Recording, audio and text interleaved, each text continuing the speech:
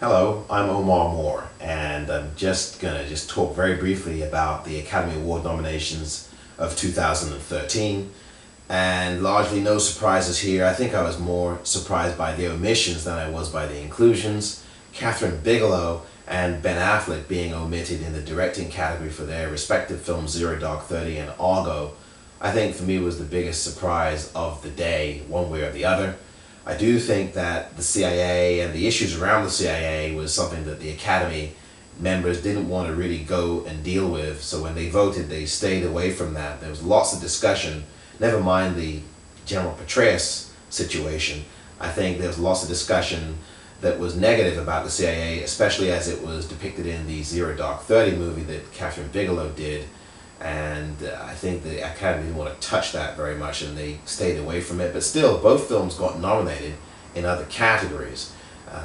Zero Dark 30 got, I think, 4 or 5 nominations and Argo got 7. But I think both the directors showed great craft, and I think the fact that they executed their craft so well was the #1 reason why both of those films were so good, at least in the directing portion. And though Argo, for me, wasn't a particularly great film, I thought it was very riveting, and so was Zero Dark 30, and both of these, of course, are based on true events.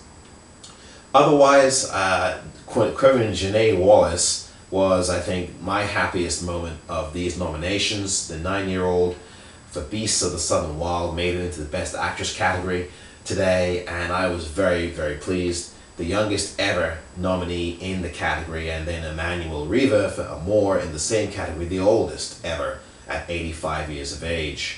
And in the Best Actor category, no real surprises here. I definitely thought that all of these people had a really good shot, except for Joaquin Phoenix. Didn't think he'd make the final 5, but I wasn't that impressed with him acting here, but he did do well enough, and obviously the Academy thought so as well.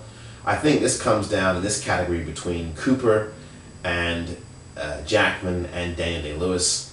And in the supporting categories, and interestingly enough, the actors all nominated before, Tommy Lee Jones and Philip Seymour Hoffman, Christoph Waltz, and you had Alan Arkin as well among those 5 names listed. I think that Tommy Lee Jones goes home with Oscar this time and making it his second time around. In the supporting actress category, no real surprises there, except Jackie Weaver perhaps for Silver Linings Playbook. I didn't think that she was going to end up on this list, and I wasn't that particularly impressed by her work here, although I love Jackie Weaver and think she was really good in Animal Kingdom a few years ago, and I thought that she was the best thing about that film. Should have won that year.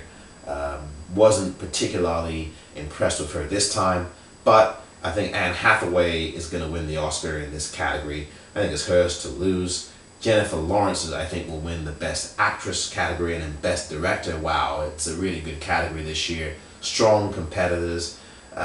Despite what I thought about the absence of both Bigelow and Affleck, I think all the nominees here are well deserving, especially Haneke. Wasn't surprised by Ben Zeitlin at all. I think he deserves to be on that list. And certainly Spielberg, and of course Ang Lee for Life of Pi, although I didn't think Life of Pi was a great film. Certainly Ang Lee is a really good director, and Life of Pi got 11 nominations. Lincoln led the field with 12. Lots to digest, lots to talk about. I'm Omar Moore for the Popcorn.